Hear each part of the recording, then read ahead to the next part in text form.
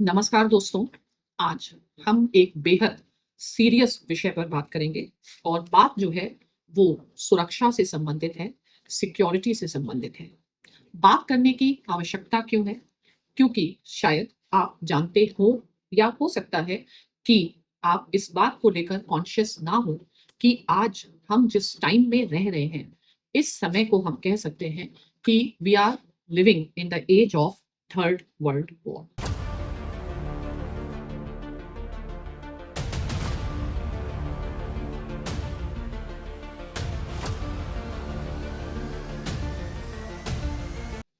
तो जब युद्ध की ना केवल परिस्थितियां हैं, वरन युद्ध चल ही रहा है और एक जो वर्ल्ड वॉर के जो भी संकेत हैं, जैसे नॉर्थ कोरिया के ट्रूप्स के द्वारा रशिया की साइड से यूक्रेन युद्ध में भाग लेना, या फिर इजराइल और ईरान के बीच में जो वॉर है, जो रेड सी में एक तरीके का हमने ड्रोन वॉर्स देखे, तो ये सब इस बात का संकेत कर रहे हैं कि हम ऑलरेडी थर्ड वर्ल्ड वॉर की स्थिति में हैं। अब भारत को देखते हुए ये काफ़ी संगीन विषय है। क्यों? क्योंकि यदि हम वेस्ट में देखें, यानी रेड सी और अरेबियन सी में देखें, या फिर हम ईस्ट यानी साउथ चाइना सी में देखें, तो लगभग पूरी तरीके से एक फुल फ्लेजेड वॉर की सिचुएशन है। और यदि एक full fledged war between the two parties in terms of direct confrontation नहीं हो रहा है, तो उसका प्रमुख कारण जो है वो है प्रेजेंस ऑफ न्यूक्लियर वेपन्स।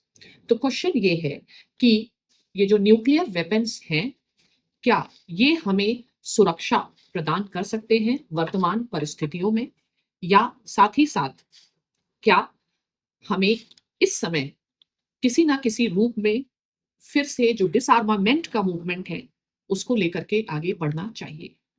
तो आप देखते हैं कि जो न्यूक्लियर वेपन्स हैं, इसका प्रथम प्रयोग 1945 में यूएस ने किया, एशिया पैसिफिक में जापान के ऊपर वॉर को खत्म करने के लिए। To drop its load.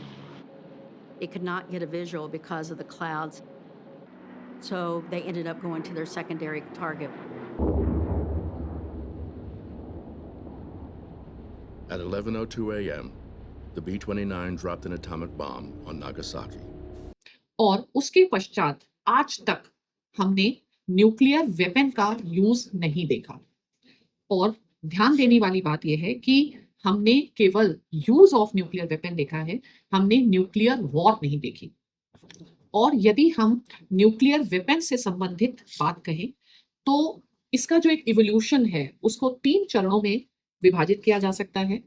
एक फर्स्ट न्यूक्लियर एज है, एक सेकंड न्यूक्लियर एज है, और जो वर्तमान की है वो है थर्ड न्यूक्लियर एज। तो जब हम फर्स्ट न्यूक्लियर एज की बात करते हैं, तो ये टाइम फ्रेम हम ले सकते हैं 1945 से जो 1989 या 1990s तक का टाइम है, जिसको हम कोल्ड वॉर के माध्यम से समझाते हैं, इसको हम फर्स्ट न्यूक्लियर एज कहते हैं।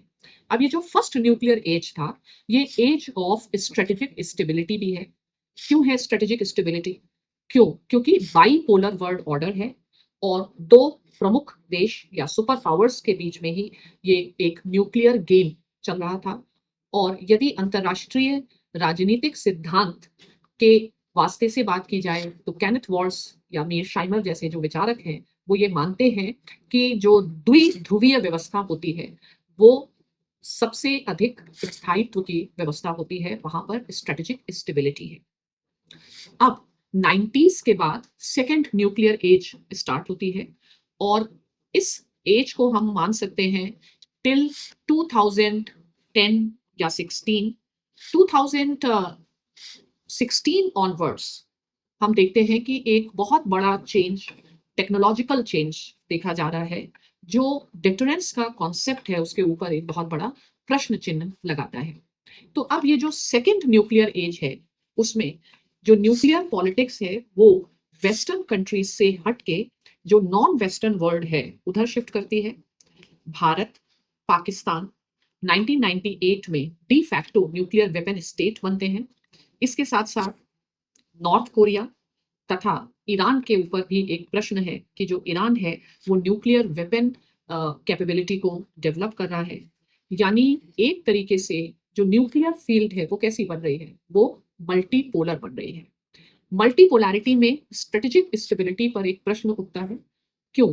क्योंकि स्ट्रेटेजिक स्टेबिलिटी, जब न्यूक्लियर वेपन्स की स्ट्रेटेजिक स्टेबिलिटी होती है, उसमें हम कैसे उसको अडॉप्ट करते हैं। तो स्ट्रेटेजिक स्टेबिलिटी के लिए आवश्यक है कि हम एक सर्विलेंस सिस्टम को मेंटेन करें। जैसे ही 2 से अधिक लोग आते हैं, तो वो जो सर्विलेंस है, जो स्टेबिलिटी के लिए इम्पोर्टेंट है कि हम वॉचफुल रहें, वो मुश्किल हो जाता है। अब दूसरी चीज़ है कि आपने सुना होगा यूएस प्रशासन से कि उनके अनुसार जो रोग स्टेट्स हैं या जो एक्सेस ऑफ इविल स्टेट्स हैं, उनके हाथ में न्यूक्लियर वेपन्स का जाना, यानी उनके थ्रू नॉन स्टेट एक्टर्स तक न्यूक्लियर वेपन्स का जाना, एक सिक्योरिटी की दृष्टि से काफ़ी बड़ा प्रश्न उठ खड़ा होता है। अब मैं बात करूँगी वर्तमान में जो थर्ड न्यूक्लियर एज है। थर्ड न्यूक्लियर एज ये काफ़ी भयावह आप कह सकते हैं। क्यों? क्योंकि पिछले कुछ सालों में कुछ इस तरीके के विकास हुए हैं, विशेषकर तकनीक में विकास, प्रौद्योगिकी में विकास, जिसके कारण ये कहा जा सकता है कि न्यूक्लियर डिटरेंस का जो कॉन्सेप्ट है, वो काफ़ी क्राइसिस में है। पिछले किसी भी समय से आज अगर हम देखें, तो वैश्विक सुरक्षा और वैश्विक शांति का जितना बड़ा खतरा आज है, वो शायद पहले नहीं था। और स्पेशली हमने देखा कि जो यूक्रेन का वॉर स्टार्ट हुआ और फिर वो वॉर वहाँ से हट के गाज़ा, गाज़ा से हट के रेड सी, और इस तरीके से वो काफ़ी एक चिंताजनक स्थिति में परिवर्तित हो चुका है।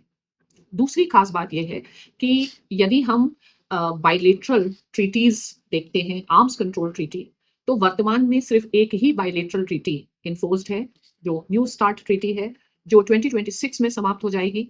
इसके अतिरिक्त जैसे जो आईएनएफ ट्रीटी था या सीएफई ट्रीटी, जो कन्वेंशनल फोर्सेस इन यूरोप है, वो डिफंक्ट हो चुके हैं। यूरोप में फिर से मिलिटराइजेशन स्टार्ट हो चुका है। सीटीबीटी अस्तित्व में आ ही नहीं पाई, एफएमसीटी डेडलॉक में है, और जो एनपीटी है, उसके ऊपर एक बहुत बड़ा क्राइसिस है। और फॉर एग्जांपल जैसे कोरिया है, कोरिया एनपीटी से बाहर आया। उसके बाद ईरान की जो एक्टिविटीज़ हैं, तो कहाँ तक एनपीटी अपने लक्ष्यों को प्राप्त करने में सक्षम है, इस पर एक क्वेश्चन मार्क है। जो क्रिटिक्स हैं, वो मानते हैं कि यूएस के द्वारा जो 2005 में सिविल न्यूक्लियर एग्रीमेंट हुआ भारत के द्वारा, भारत के साथ, इसके साथ-साथ जो ऑकस का एग्रीमेंट है, इन सभी ने एनपीटी के स्ट्रक्चर को काफ़ी कमज़ोर किया है। यानी हम इस तरीके के विश्व में रह रहे हैं, जहाँ पर कोई कॉन्क्रीट निशस्त्रीकरण का प्रयास नहीं है।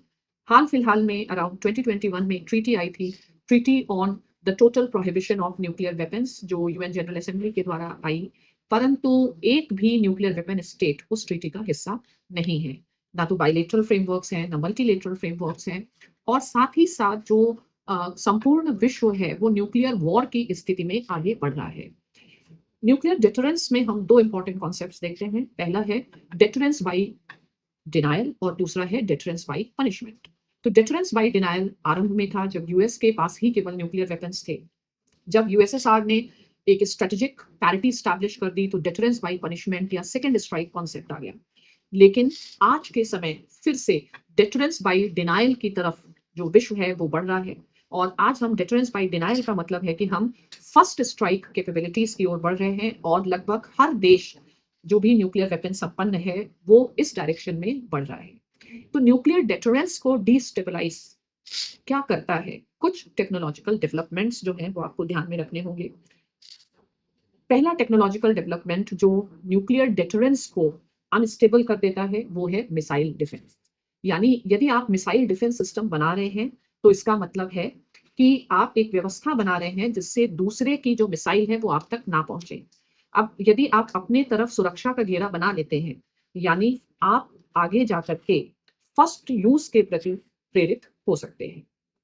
अब दूसरी जो समस्या है, वो एसैट टेक्नोलॉजी की है, जो एक तरीके का काइनेटिक एक्शन है, और कुछ देशों ने ये क्षमता प्राप्त कर रखी है।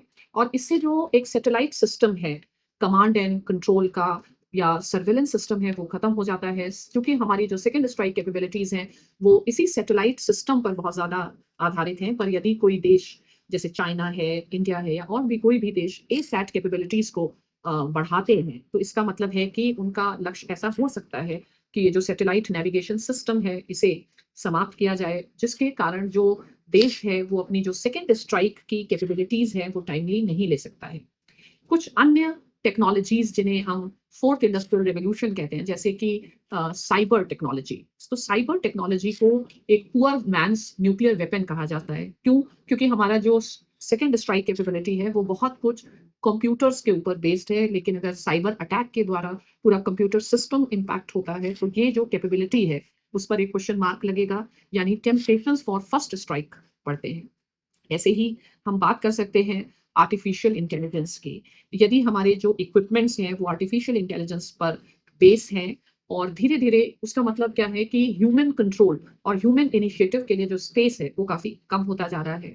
हमने देखा कि जो देश हैं वो सुपरसोनिक हाइपरसोनिक ग्लाइड व्हीकल्स या फिर हाइपरसोनिक क्रूज मिसाइल्स डेवलप कर रहे हैं। उससे क्या होगा? उससे ये होगा कि इनसे मैन्यूवरेबिलिटी काफ़ी बढ़ जाती है और इनको रडार्स के माध्यम से डिटेक्ट कर पाना थोड़ा मुश्किल होता है। देश MIRV टेक्नोलॉजीज़ की तरफ आगे जा रहे हैं। तो MIRV टेक्नोलॉजी का मतलब क्या है कि आप मल्टीपल पेलोड्स ले सकते हैं, जिसमें आप रडार सिस्टम को कन्फ्यूज़ करने का काम कर सकते हैं। आप कुछ प्रॉक्सी पेलोड्स रख सकते हैं। इसी तरह कुछ अन्य टेक्नोलॉजीज़ हैं, जैसे ड्रोन टेक्नोलॉजी। ड्रोन टेक्नोलॉजी एक तरीके का एक शॉर्ट मिसाइल सिस्टम है और यदि जो अंडर वाटर ड्रोन्स हैं, वो जो न्यूक्लियर ट्रायड का जो सी विंग है, उसकी सर्वाइवबिलिटी पर काफ़ी बड़ा क्वेश्चन मार्क लगाते हैं। यानी वर्तमान में जो युद्ध है, वर्तमान में जो सिक्योरिटी है, उसके कॉन्सेप्ट्स बदल रहे हैं और हमें बहुत ज़्यादा एडवांसमेंट चाहिए क्रिटिकल एंड इमर्जिंग टेक्नोलॉजी में, तभी हम जाकर के अपने डेटरेंस को लेकर के क्रेडिबल हो सकते हैं। और वर्तमान में जो डेटरेंस है उसके ऊपर एक बहुत बड़ा प्रश्न है। Besides technology, the another thing is multipolarity, क्योंकि ऐसे सिनेरियो में जो गवर्नेंस है या जो सर्विलेंस है ये काफ़ी मुश्किल हो जाता है। पॉसिबिलिटी ऑफ न्यूक्लियर टेररिज्म है, एक बहुत बड़ा रिस्क है। Inadvertent use of nuclear weapons हैं। तो आगे हम कैसे इन सभी चैलेंजेस को मैच करेंगे, ये एक बहुत बड़ा प्रश्न ह्यूमैनिटी के सामने है। और मैं यहाँ पर अंत करना चाहूँगी, ओपेनहाइमर आप जानते ही हैं, जिन्होंने मैनहट्टन प्रोजेक्ट को लीड किया था। और ओपेनहाइमर ने जब न्यूक्लियर एक्सप्लोजन देखा, जिसको हम ट्रिनिटी टेस्ट बोलते हैं, तो उनके मुँह से गीता का ये वाक्य निकला कि now I have become death, the destroyer of the world. और तब से लेकर आज तक जो न्यूक्लियर वेपन्स की मारक क्षमता है, न्यूक्लियर वेपन्स का जो डिलीवरी सिस्टम है, उसमें एक सी चेंज आ चुका है। तो we can imagine and it is high time that we should take serious steps towards disarmament. And this also reminds me of Gandhi. So when US has used the nuclear weapon, Gandhi has held that the killing of the man, women and children in masses is one of the most diabolical use of science.